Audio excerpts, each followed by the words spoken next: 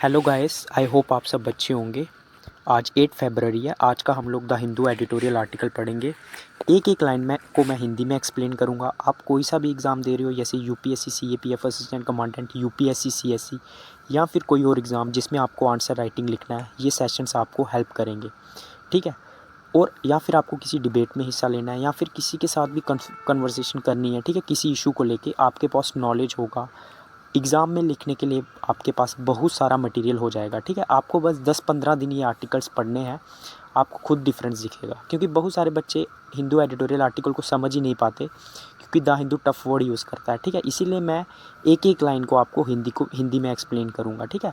Specially Hindi medium बच्चों को भी बहुत सारी हेल्प मिलेगी, ठीक है। तो आप एक नोटबुक लेके बैठना, उसमें मैं आपको डिफ़िकल्ट वर्ड मीनिंग लिखवाऊँगा, उसको आप नोट करते जाना। और हाँ, मैंने एक टेलीग्राम चैनल बनाया, उसका लिंक मैं डिस्क्रिप्शन में डाल दूँगा। उसमें मैं डेली वीडियो शेयर कर दूँगा, जो भी मैं नया वीडियो डालूँगा, ठीक है। क्योंकि कुछ लोगों को नोटिफिकेशन नहीं आता है वीडियो का। और मैं इसका पीडीएफ भी शेयर कर दूँगा, ठीक है, जब भी मैं वीडियो बनाऊँगा। इसलिए आप उस टेलीग्राम पे चैनल पे क्लिक करके उसको सब्सक्राइब कर देना। उसमें मैं डेली वीडियो भी डाल दूँगा इसका, और उसमें मैं पीडीएफ भी डाल दूँगा। आपको क्या करना है, एक बार ये आर्टिकल मेरे से पढ़ना है, उसके बाद जाके इसको खुद रीड करना, आपको 100% समझ में आ जाएगा। और चैनल को प्लीज़ सब्सक्राइब कर देना और बेल आइकॉन को दबा देना, ताकि जब भी मैं वीडियो डालूँ आपको नोटिफिकेशन आ जाए, ठीक है। इसीलिए बेल आइकॉन को पक्का दबा देना और नोटिफिकेशन ऑन रखना, ठीक है। और लाइक कर देना और कमेंट ज़रूर कर देना आपको कैसा लगा। अभी हम लोग स्टार्ट करते हैं। Physical consolidated in context of the budget. अब फिजिकल कंसोलिडेटेड क्या होता है? रिडक्शन इन फिजिकल डेफिसिट, मतलब फिजिकल डेफिसिट को कम करना। अब फिजिकल डेफिसिट क्या होता है? देखो, जब गवर्नमेंट के एक्सपेंडिचर उनकी इनकम से ज़्यादा हो, उसको बोलते हैं फिजिकल डेफिसिट, ठीक है। मतलब इनकम से ज़्यादा खर्चे होना, ठीक है। और उसको कम करना, उसको बोलते हैं फिजिकल कंसोलिडेटेड। फिजिकल डेफिसिट को कम करना, उसको बोलते हैं फिजिकल कंसोलिडेशन। तो in context of the budget, मतलब बजट के कॉन्टेक्स्ट में हम इसको पढ़ेंगे। मतलब बजट में ऐसा क्या किया है कि हमारा फिजिकल डेफिसिट कम हो, ठीक है। तो बजट के कॉन्टेक्स्ट में हम लोग इसको पढ़ेंगे। स्टार्ट करते हैं। एक नोटबुक लेके बैठना, डिफ़िकल्ट वर्ड मीनिंग लिखते रहना। The budget for 2023-24 has attempted to address the aspirations of different segments of the society. Aspirations क्या होता है? डिज़ायर, मतलब किसी चीज़ को चाहना। तो जो 2023-24 का बजट है ना, उसमें उसको इसीलिए बनाया गया है ताकि जो भी मतलब नीड्स हैं डिफरेंट सेक्शंस ऑफ सोसाइटी को, उनको पूरा कर सके। It is a good effort in A difficult situation, मतलब ये हम लोग कोरोना से उभरे हैं, तो ये मतलब ये एक अच्छा स्टेप है इस डिफ़िकल्ट सिचुएशन में।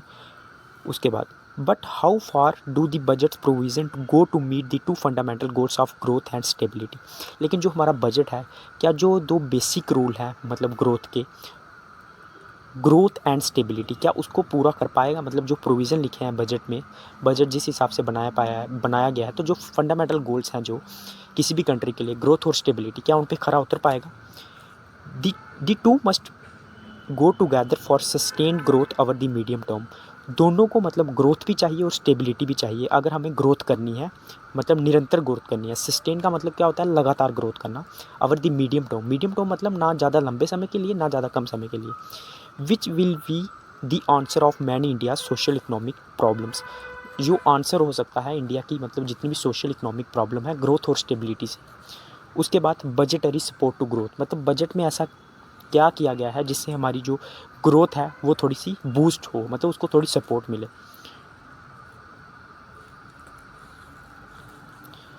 Growth is affected by the size of government expenditure and it's revenue and capital components.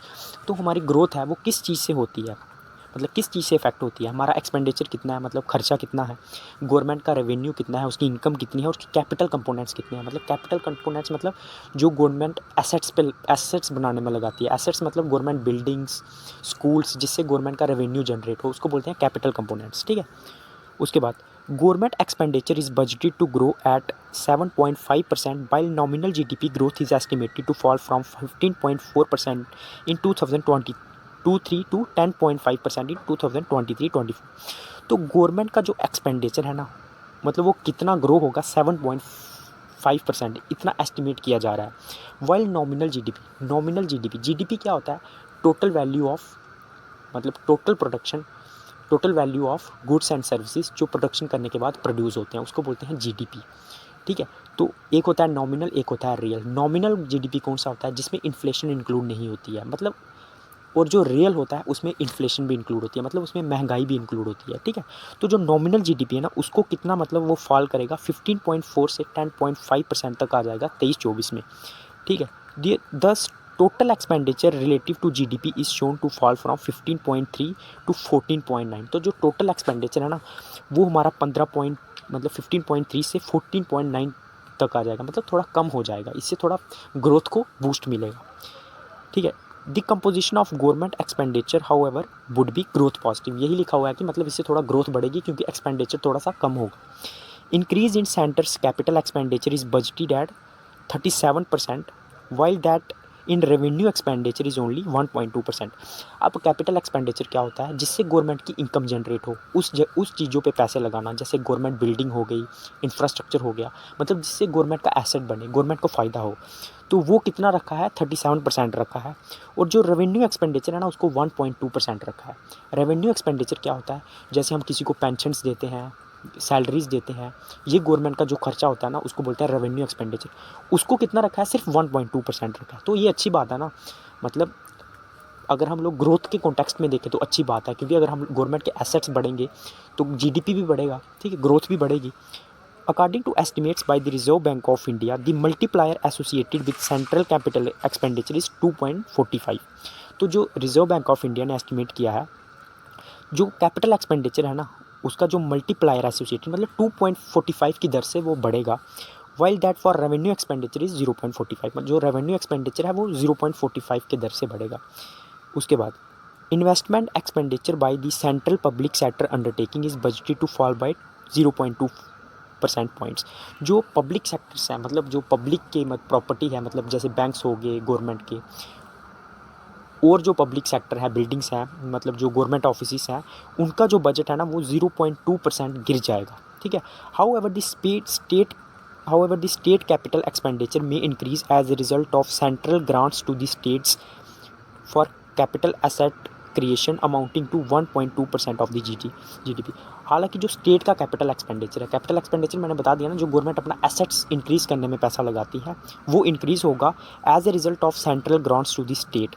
क्योंकि जो सेंट्रल है ना, उसने मतलब पैसा दिया हुआ है स्टेट्स को, ताकि वो अपने कैपिटल एसेट को क्रिएट कर सके for capital expect creation amounting to 1.2% of GDP, ठीक है। 1.2% ऑफ जीडीपी गवर्नमेंट ने किसको दिया है? स्टेट्स को दिया है, ताकि वो अपना एसेट को बढ़ा सके, कैपिटल एसेट को। ऑगमेंटेशन ऑफ स्टेट, ऑगमेंटेशन क्या होता है? इसका मीनिंग लिख लीजिए, मतलब ग्रोथ होना, वृद्धि होना of states physical deficit to GDP ratio to 3.5%। वो मतलब जो फिजिकल डेफिसिट बढ़ रहा है ना, मतलब physical deficit to GDP ratio क्या हो गया? मतलब फिजिकल डेफिसिट कितना बढ़ रहा है जीडीपी के हिसाब से। फिजिकल डेफिसिट समझ गए ना आप, मतलब गवर्नमेंट की जितनी इनकम है उससे ज़्यादा गवर्नमेंट खर्चा कर रही है, तो वो उसको भी मतलब कम करने के लिए बोला है, 3.5% तक लाने के लिए बोला है सेंटर ने स्टेट को। इसके लिए उसने उसको पैसा दिया ताकि वो एसेट जनरेट करे। And the facility of 50 years of interest free loans for creating capital assets in 2022-23। और 50 ईयर्स के लिए मतलब लोन दिया है विदाउट एनी इंटरेस्ट स्टेट्स को, ताकि वो अपने कैपिटल एसेट्स को बना सके, जिससे उनको इनकम जनरेट हो, ठीक है। 23-24 में ये सब किस लिए किया है गवर्नमेंट ने? ताकि क्या हो? ग्रोथ हो कंट्री की, ठीक है। और ये जो इंटरेस्ट फ्री लोन है ना 50 ईयर्स के लिए, ये मैंने प्रीवियस वीडियो में भी शायद 4-5 दिन पहले भी ऐसा आर्टिकल आया था, उसमें भी पढ़ाया था। उसके बाद it is difficult to ascertain the context to which states mind utilise this facilities. लेकिन हम लोग कहा नहीं, मतलब ऐसा नहीं कह सकते कि हमें पता नहीं है कि गवर्नमेंट किस तरीके से यूटिलाइज़ करेगी इन फैसिलिटीज़ को, मतलब स्टेट किस तरह से यूटिलाइज़ करेगी इन फैसिलिटीज़ को जो सेंटर ने उसे दी है। उसके बाद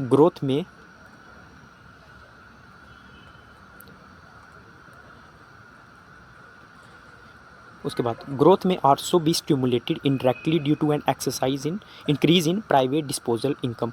और स्टिमुलेटेड का मतलब क्या होता है? इंक्रीज़ होना, ठीक है। और ग्रोथ और भी इंक्रीज़ होगी इनडायरेक्टली तरीके से due to increase in private disposable income. Private disposable income क्या होती है? टोटल इनकम और उसमें से टैक्सेस निकाल दो, ठीक है। Following tax slab adjustment applicable to the new income tax regime, ठीक है। रिजाइम का मतलब होता है सिस्टम, व्यवस्था। तो जो हमारी मतलब ग्रोथ है वो और भी बढ़ेगी, इनडायरेक्टली बढ़ेगी due to increase in private disposable income. मतलब अभी आपको पता है जो बजट आया उसमें गवर्नमेंट ने क्या किया, टैक्स स्लैब को कम कर दिया है। अब 7.5 लाख तक अगर आपकी इनकम है आपको कोई टैक्स नहीं देना है, ठीक है। तो टैक्स नहीं देना है तो गवर्नमेंट वो पैसा, मतलब जो लोग हैं वो पैसा इन्वेस्टमेंट करेंगे क्योंकि उनका पैसा बचेगा ना, अब उनको टैक्स नहीं देना है 7.5 लाख तक। तो उससे भी क्या होगा, उससे भी हमारी इनकम बढ़ेगी ना। प्राइवेट डिस्पोजेबल इनकम क्या होती है, उसमें से टैक्स निकाल दो तो गवर्नमेंट, अभी लोग पैसा कम देंगे, टैक्सेस कम देंगे, तो वो इन्वेस्टमेंट करेंगे, इन्वेस्टमेंट करेंगे तो जीडीपी बढ़ेगा, जीडीपी बढ़ेगा तो ग्रोथ होगा। तो इस तरीके से भी क्या होगा, इन्वेस्टमेंट को बूस्ट मिलेगा क्योंकि टैक्स स्लैब गवर्नमेंट ने कम कर दिया। अब 7.5 लाख तक कोई मतलब टैक्स है जो नहीं देगा, ठीक है, जिसकी 7.5 लाख तक इनकम है। Real growth is to in 2023-24 में be a little above 66%, sorry 6%, मतलब जो रियल ग्रोथ को माना जा रहा है कि 6% से ऊपर हो जाएगी 2023-24 में। उसके बाद आ गया external conditions as a reason, मतलब बाहर के कुछ कारण। अभी हम लोग पढ़ते हैं इसको। According to the physical responsibility and budget management act as amended in 2018, the center is mandated to take appropriate steps to limit its physical deficit to 3% of GDP by March 31, although this is an operational target। तो क्या है, physical responsibility और management act एक लाया गया था, amend किया गया था उसको 2018 में। इसमें सेंटर को मतलब मैंडेटेड का मतलब होता है कंपलसरी बोला गया था कि आपको कुछ स्टेप्स लेने पड़ेंगे, अप्रोप्रिएट मतलब सही स्टेप्स लेने पड़ेंगे ताकि जो आपका फिजिकल डेफिसिट है उसको to limit it physical deficit to 3%, मतलब आपके फिजिकल डेफिसिट को आपको 3% तक करना है, ठीक है। फिजिकल डेफिसिट समझ गए ना, मतलब जब गवर्नमेंट ज़्यादा खर्चा कर रही है और उसकी इनकम कम है उसको 3% तक करना है जीडीपी के by March 31, 2021। Although this is an operational target. Operational target क्या होता है, जो आरबीआई देता है, मतलब ये गवर्नमेंट का अपना टारगेट नहीं था, ये आरबीआई ने टारगेट दिया था अपनी मॉनेटरी पॉलिसी को एडजस्ट करने के लिए। मॉनेटरी पॉलिसी क्या होती है, इन्फ्लेशन को कंट्रोल करने के लिए जो पॉलिसी बनाता है आरबीआई, तो ये एक ऑपरेशनल टारगेट था, ठीक है। The mandatory target pertains to the centre's डेप्ट GDP ratio which is to be brought down to 40%। और एक और टारगेट दिया था। अब परटेन्स का मतलब क्या होता है ये लिख लीजिए आप, ठीक है। परटेन्स का मतलब होता है रिलेटेड, मतलब किसी के रिलेटेड, ठीक है।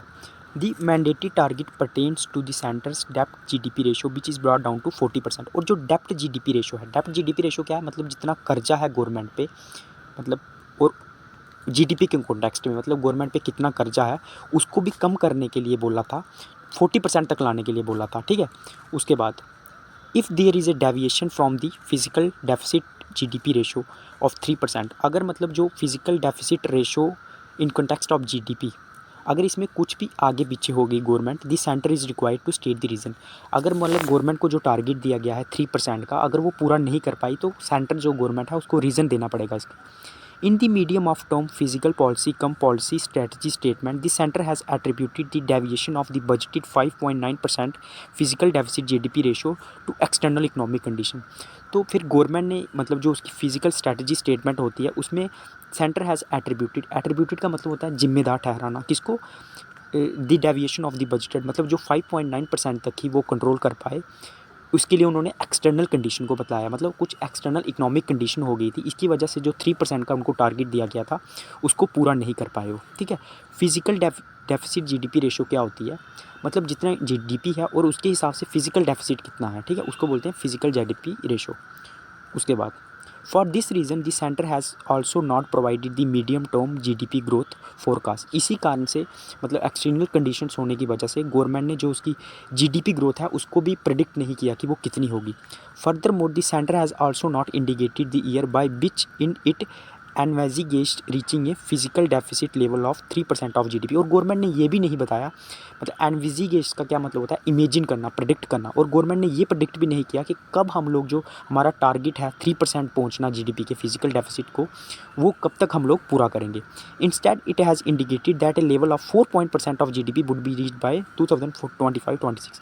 लेकिन हालांकि उसने ये बताया, जो हमारी गवर्नमेंट है उसने ये बताया कि हम लोग 4.5% तक फिजिकल डेफिसिट को पहुंच जाएंगे 2025-26 तक।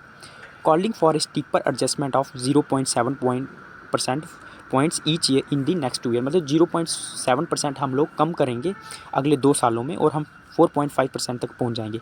It might require another 2 to 3 years for reaching A level of 3%, और शायद हमको 2 से 3 साल और लग जाएंगे 3% तक पहुंचने में।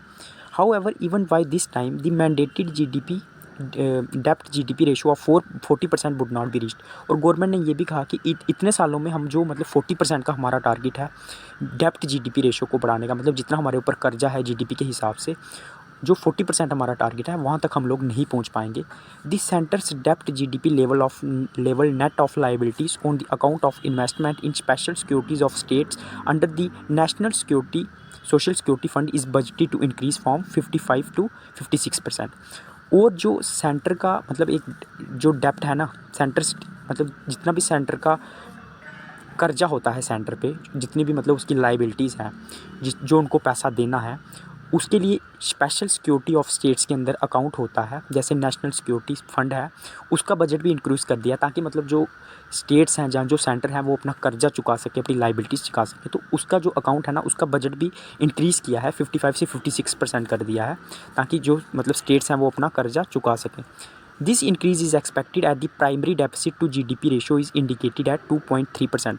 मतलब ये जो इंक्रीज़ किया है ना गवर्नमेंट ने इस बजट को, ये एक्सपेक्टेड था, क्योंकि जो प्राइमरी डेफिसिट है ना to GDP ratio is indicated at 2.3%, क्योंकि जो प्राइमरी डेफिसिट है उसको बताया जा रहा है कि वो 2.3% होगा इन 2023-24। अब प्राइमरी डेफिसिट क्या होता है मैं आपको बता देता हूँ। प्राइमरी डेफिसिट क्या होता है? प्राइमरी डेफिसिट होता है फिजिकल डेफिसिट और माइनस इन्वेस्टमेंट इंटरेस्ट पेमेंट। मतलब जो जितना भी फिजिकल डेफिसिट हुआ है गवर्नमेंट का, मतलब उसने खर्चा ज़्यादा किया है अपनी इनकम से, उसमें से माइनस करना इंटरेस्ट पेमेंट जो गवर्नमेंट को पिछले साल देनी थी और गवर्नमेंट ने दी नहीं, ठीक है, उसकी वजह से उसको बोलते हैं प्राइमरी डेफिसिट। ठीक है, तो वो कितना बोला गया है? 2.3% बोला गया है। उसके बाद नेक्स्ट,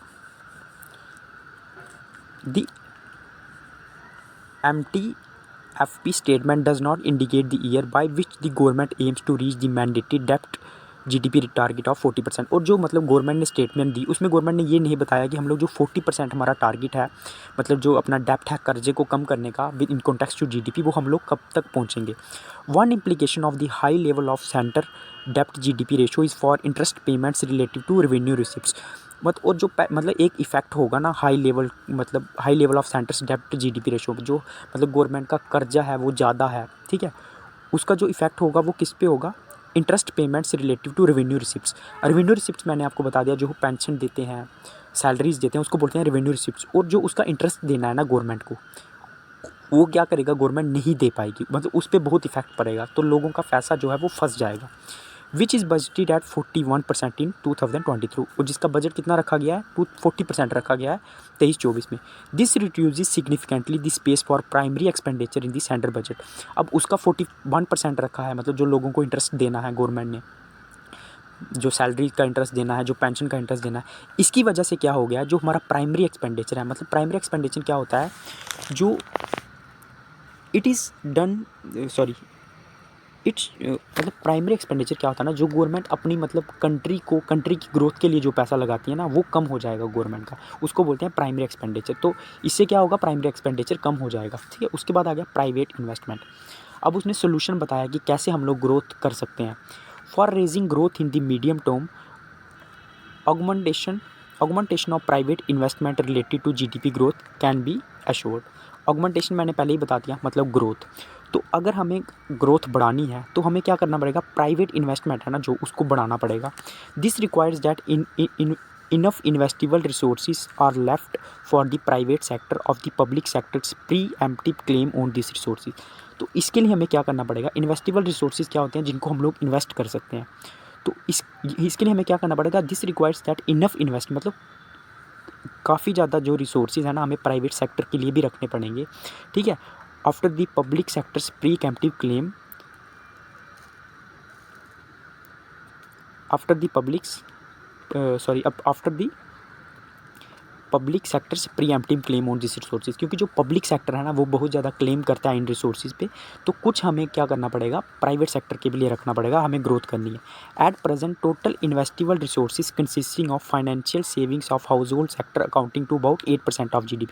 अभी जो हमारे टोटल इन्वेस्टेबल रिसोर्सेज है ना, उसमें जो हमारे हाउस होल्ड सेक्टर है, मतलब जो हमारे घरों से जो पैसा आता है, मतलब जो सैलरी से गवर्नमेंट की इनकम है, वो 8% है GDP का।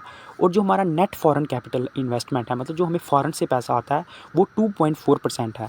ठीक है, और टोटल कितना हो गया, 10.5% of GDP। This central and state physical deficits considered together में अमाउंट टू 9.4% ऑफ GDP इन 2023-23।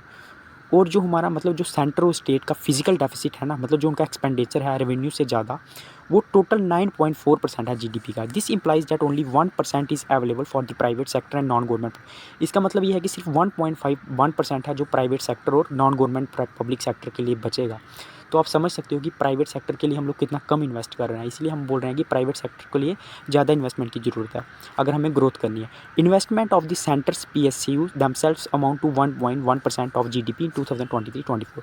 जो हमारे मतलब पब्लिक सेक्टर्स हैं जैसे बैंक्स हो गए, तो ये टोटल कितना अमाउंट खर्च करते हैं, 1.1% ऑफ GDP 23-24 में इसको रखा गया है। Living little scope for the state PSU, तो जो हमारे स्टेट PSU हैं उनके लिए कम स्कोप बढ़ेगा और प्राइवेट सेक्टर के लिए भी कम स्कोप बचेगा, मतलब बचा है। This is not amenable to creating an environment for interest rate reduction. तो मतलब सिर्फ एमेनेबल का क्या मतलब होता है, जिम्मेदार। तो सिर्फ हम इन चीज़ों को जिम्मेदार नहीं ठहरा सकते इंटरेस्ट रेट रिडक्शन करने के लिए। ठीक है, इंटरेस्ट रेट रिडक्शन मतलब आपको कम इंटरेस्ट लेने लगे, अगर आप लोन लो तो आपको कम इंटरेस्ट देना पड़े। ठीक है, तो अगर हमें मतलब हम सिर्फ इन चीज़ों को जिम्मेदार नहीं ठहरा सकते इंटरेस्ट रेट रिडक्शन के लिए। In fact trying to borrow beyond the available investible resources by the government can only lead to inflation. In fact जो गवर्नमेंट क्या करती है, जितने उसके पास अवेलेबल रिसोर्सेज है उससे ज़्यादा जो गवर्नमेंट बोरो करती है ना, उसकी वजह से इन्फ्लेशन होती है, उनकी वजह से महंगाई होती है। सिर्फ ऊपर जो हमने कारण बताए सिर्फ वो कारण नहीं है। ठीक है, we know the dilemma face by the government, हमें पता है कि गवर्नमेंट किस दुविधा में है। ठीक है, any further reduction in the physical deficit with cut expenditures which may not be appropriated.